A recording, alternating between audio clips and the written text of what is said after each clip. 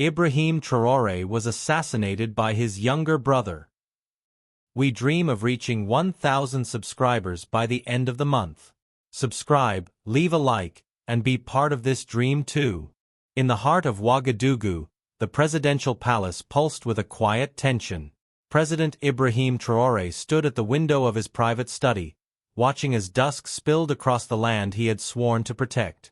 The air outside was thick with dust and heat, but inside it was something else, unease. His aides whispered about rising foreign pressure, destabilization attempts, and the tightening grip of sabotage, yet he remained focused.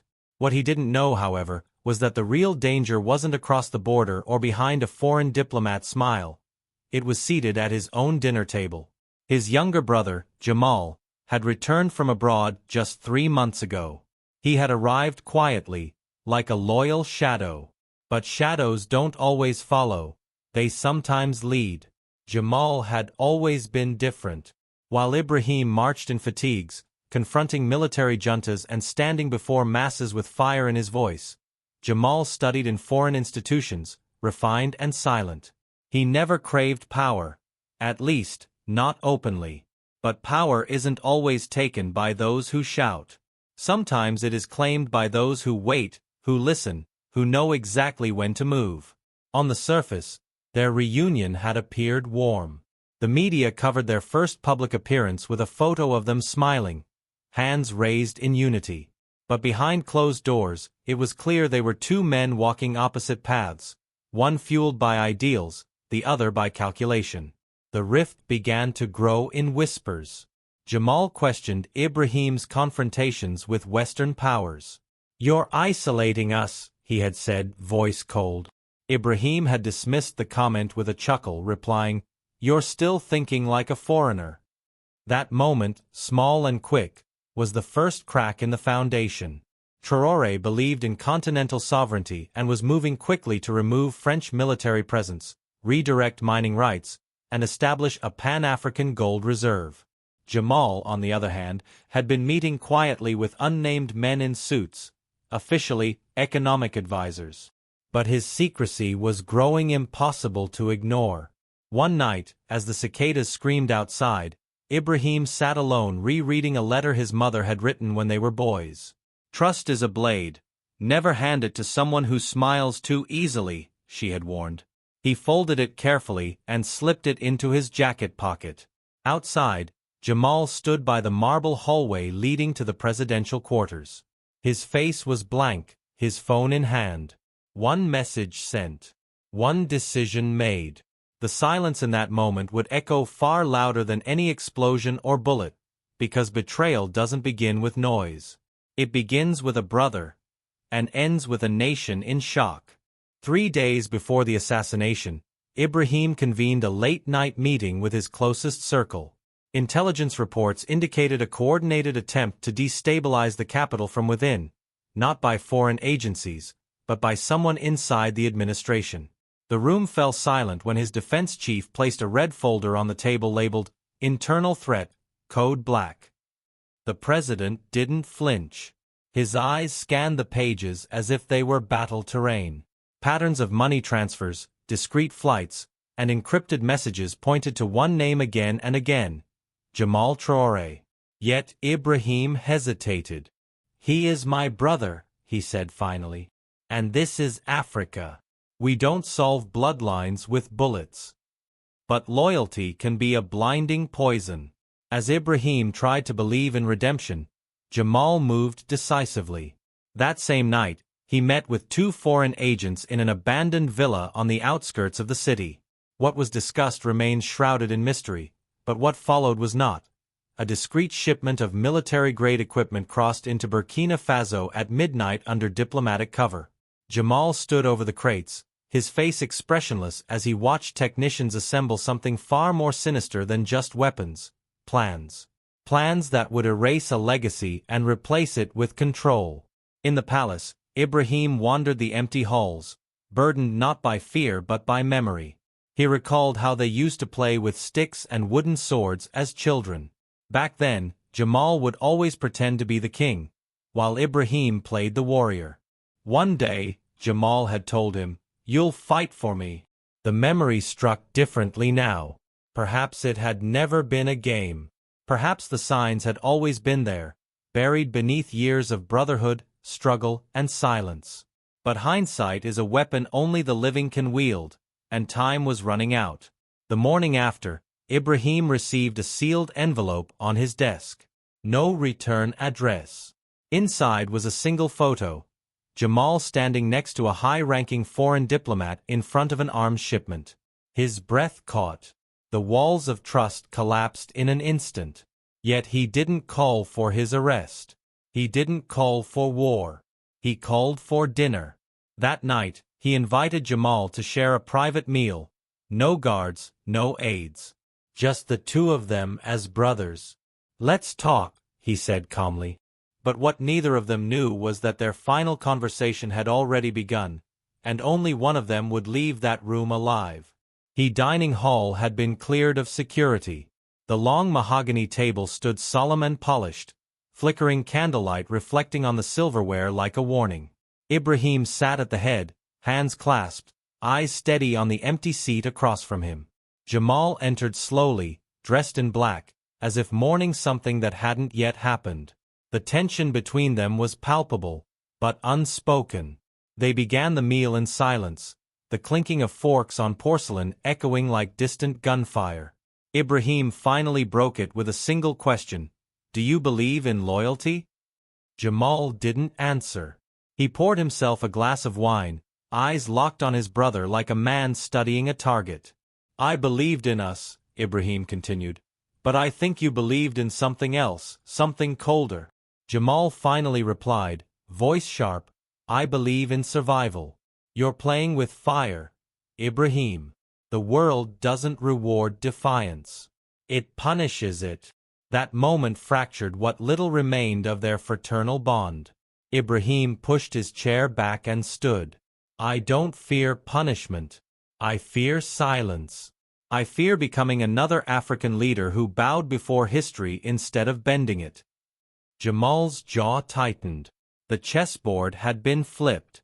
This wasn't just a conversation. It was confession. A final reckoning wrapped in veiled words and shattered memories. As the meal ended, Ibrahim reached into his pocket and placed something on the table. It was the old letter from their mother. Jamal's eyes scanned the familiar handwriting. His fingers twitched. "She always knew," Ibrahim whispered. "She warned me about men like you. And still, I loved you." Jamal stood abruptly, trembling. His lips moved as if to say something, but nothing came. He turned and walked away, leaving the letter untouched. Behind him, Ibrahim remained seated, exhaling a breath that felt like a lifetime. He didn't call for guards. He didn't call for backup. Because sometimes, even in power, you hope. And hope can be deadly. That night, the stars above Ouagadougou were unusually dim, as if the heavens themselves were bracing. In the shadowed corners of the palace, Jamal met with a masked operative. "Is everything ready?" he asked. The man nodded. "It will look like an accident." Jamal looked back toward the window of his brother's study, where a soft light still burned. He hesitated. For a moment, the boy who once shared a bunk bed with Ibrahim surfaced, pleading for mercy. But the man he had become, the one molded by foreign ideologies and unhealed resentment, pushed it down. "Do it," he said coldly. And with that order, a chapter of history began to bleed. The palace grounds were calm that night, as if nature itself had been drugged into silence. A breeze stirred the curtains of Ibrahim's study, where he sat alone, reviewing a speech he planned to deliver the next morning. It was meant to unveil a new alliance among West African nations, a bold step away from Western financial dependence. His vision had always been clear: a continent that no longer begged, but built. But beneath that clarity was a growing weight, a shadow he could no longer ignore. Every paper he signed, every decision he made, was now tainted with a quiet knowledge that betrayal was near, and possibly inevitable. Elsewhere in the palace, a technician dressed as maintenance staff slipped into a restricted server room. He moved with precision, planting a device the size of a coin beneath the power controls. At that same moment, 2 guards outside Ibrahim's wing were rotated out with new personnel. Men whose names weren't in the official registry. Everything was set. The plan wasn't just to remove a president. It was to erase a future, to make Africa doubt that independence could ever last. Jamal watched it all unfold from the control room, heart thudding, yet face composed. "He'll never see it coming," one operative whispered. But Jamal wasn't so sure. Minutes before midnight, Ibrahim stood to stretch, looking out at the city skyline. The flickering lights reminded him of the many homes still without electricity, of the promises still unfulfilled. He had a folder under his arm, a document outlining plans for Pan-African infrastructure powered by African resources. He walked toward his private safe to store it for the night. That was when the explosion rocked the West Wing. A fireball burst through the corridor, sending shockwaves through the palace. Alarms screamed. Smoke thickened. And in the chaos, the unthinkable unfolded. The guards assigned to protect him stormed his room, not to rescue, but to end him. Inside the haze, Ibrahim fought to stay conscious. Blood ran down his temple, his vision blurred. Through the smoke, a figure emerged, Jamal. No longer a brother, but a silhouette of everything Ibrahim had resisted. "You didn't have to do this," Ibrahim said, barely audible. Jamal looked at him with something between sorrow and steel. "You left me no choice." A single shot echoed in the burning hallway. And just like that, the voice that once united millions fell silent. But even in that silence, something else stirred, an awakening that would not be so easily extinguished. Because while a man had died, the idea he sparked had just begun to live. The news broke just before sunrise.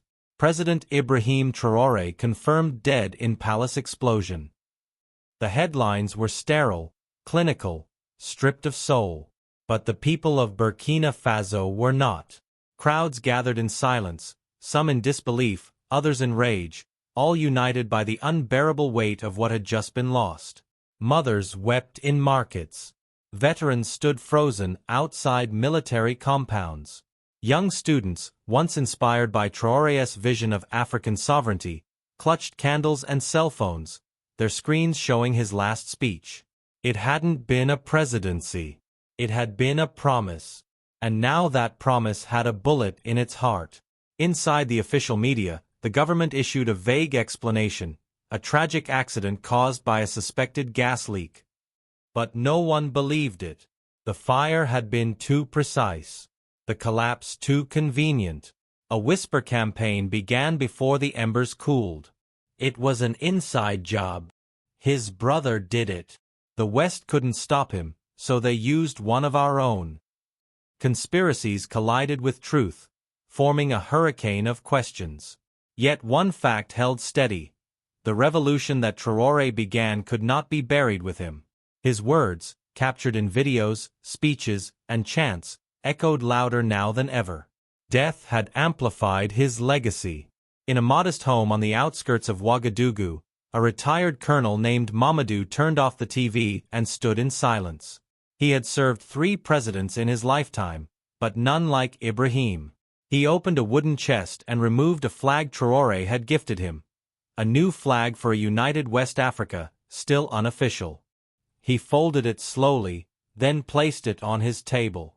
"He died for this," Mamadou said. "We'll live for it." Within hours, former soldiers, farmers, teachers, and even tech workers began organizing under one name, the Flame of Traoré. It wasn't a political party. It was a vow. Across the border, foreign embassies watched nervously as satellite images showed mass gatherings forming in cities across Mali, Niger, Guinea, and Senegal. Something was happening. Something not even bullets could prevent. A martyr had been born, not by intention but by betrayal. And in that transformation, Africa itself was changing. Jamal, now seated in his brother's chair, stared blankly at the security briefings pouring in. The throne was his, but the people weren't. For all his strategy and precision, he hadn't accounted for one truth: ideas don't die with men. Especially not when those men bleed for a continent.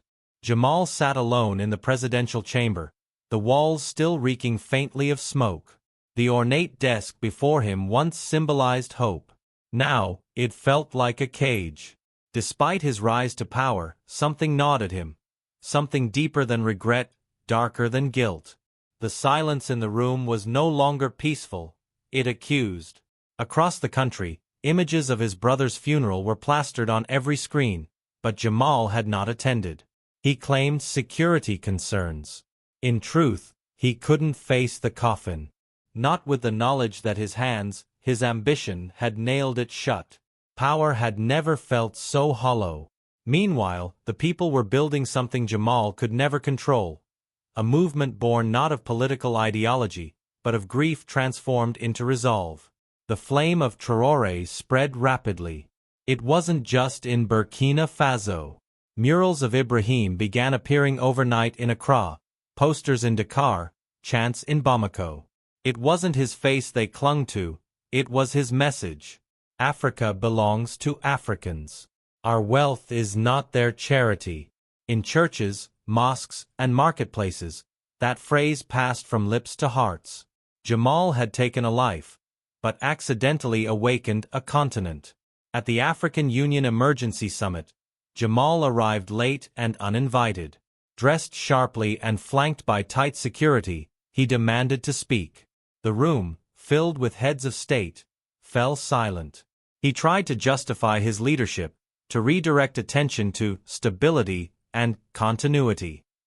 But his words were met with stony faces. One by one, microphones were turned off. The delegate from Ghana simply stood and walked out. Then another. And another. Within minutes, Jamal was addressing empty chairs. Across the live stream, millions watched as the camera zoomed in on his face. Confused, trembling, alone. It became an image shared around the world. In contrast, a memorial concert took place in the heart of Ouagadougou that same night. Young poets read lines from Traoré's speeches. Children dressed in handmade uniforms saluted the empty podium, tears streaming. A hologram of Ibrahim's final address lit up the crowd, and in that glowing moment, it felt as if he had returned. "Africa will rise," his voice rang out, "but only when we stop asking for permission." The crowd erupted, not in mourning, but in a chorus of unshaken belief. Jamal had taken the man. But the message, like fire, had spread far beyond his reach. 3 weeks after Traoré's funeral, the silence inside the presidential palace became unbearable. Jamal was surrounded by guards, advisors, wealth, yet lonelier than he had ever been. Each night, he heard echoes of his brother's speeches in the streets below. And each morning, protest banners hung closer to the palace gates. The people were no longer afraid.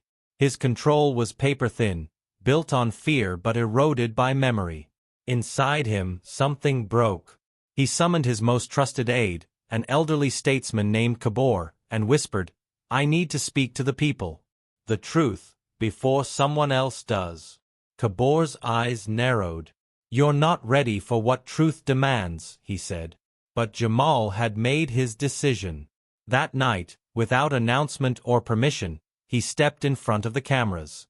No flag, no anthem, just him and a microphone.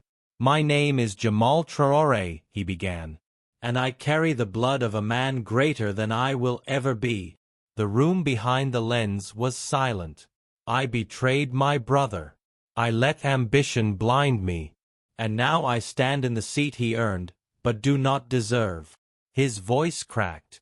"I am sorry." The broadcast went viral within minutes. Every television in West Africa, every screen in schools and cafes and homes, replayed the confession on loop. Some wept. Others shouted in fury. But many, especially the young, watched in disbelief. A leader admitting guilt? In Africa's political history, such vulnerability was rare. At the University of Ouagadougou, a student group that once vandalized Jamal's posters released a video. "We don't forgive, but we hear you."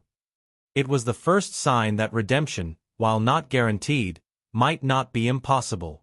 Jamal's tears were real, but the road ahead remained paved with rage and remembrance.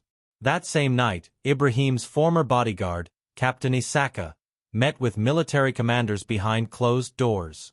"We can't hang this man," he said. "But we also can't let him lead." Tensions grew within the ranks.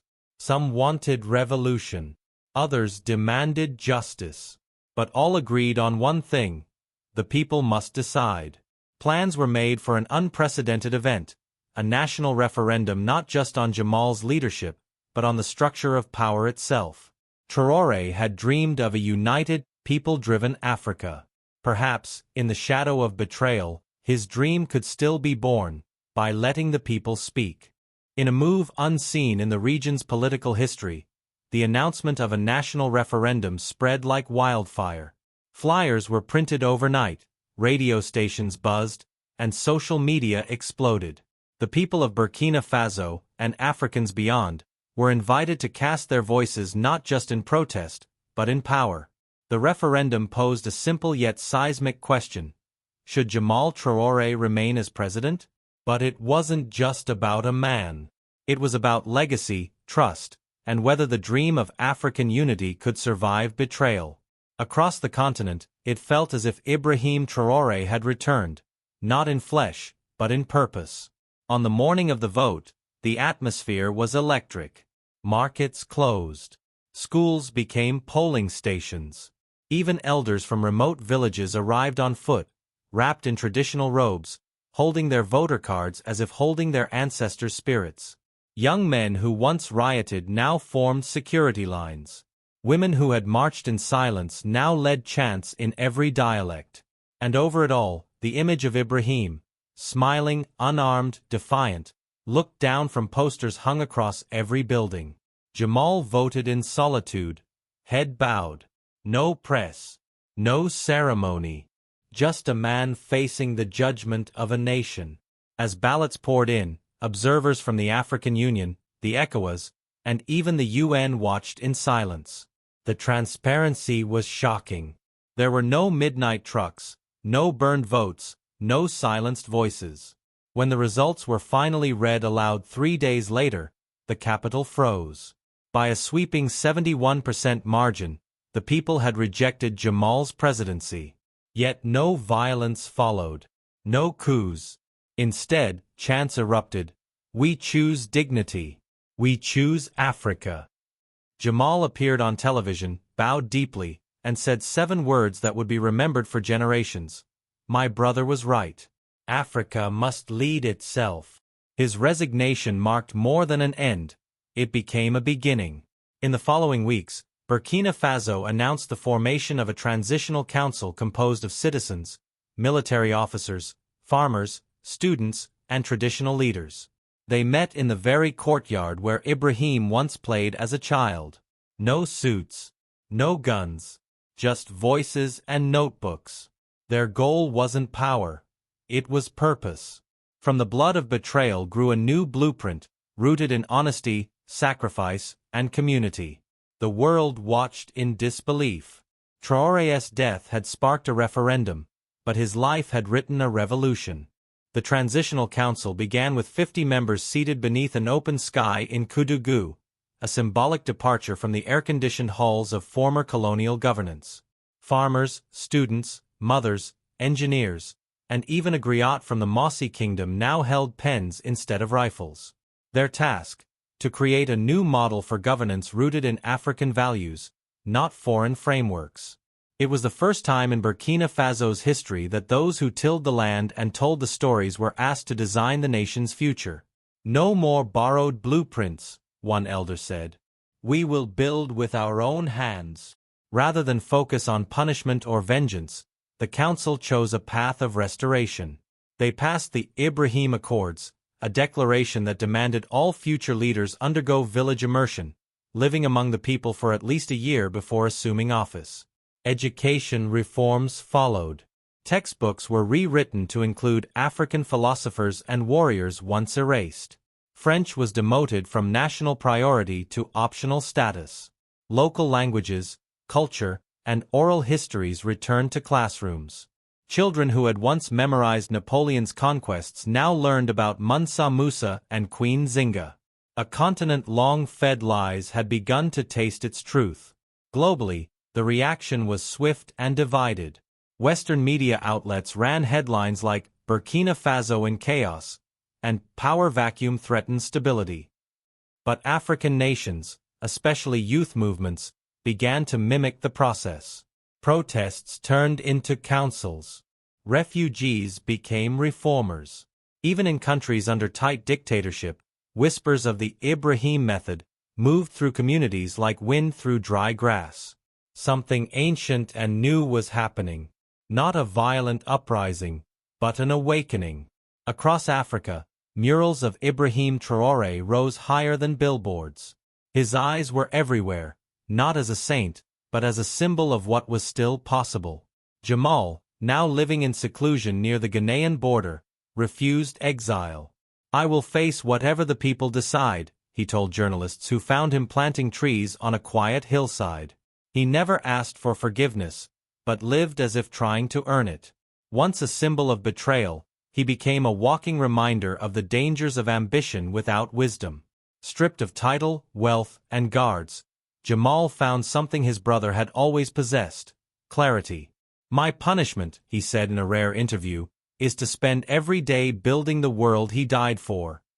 The final act of redemption was no longer his, it belonged to the people. 1 year after Ibrahim Traoré's assassination, millions gathered across Africa. Not in mourning, but in celebration. In Ouagadougou, a vast memorial had risen from the red soil, carved from black stone and shaped like two hands lifting a sun. At its base, an eternal flame burned beside a single inscription: "He dared." The ceremony wasn't led by generals or presidents, but by children, dressed in simple linen, holding seeds, singing in dozens of languages. As the final hymn faded, each child placed a seed into the earth. One by one, nation by nation, planting not trees, but futures.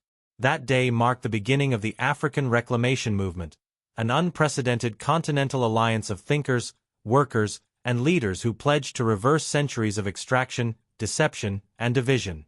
Resources once smuggled were now regulated. Contracts once signed in Paris and London were cancelled or rewritten in Bamako and Kinshasa.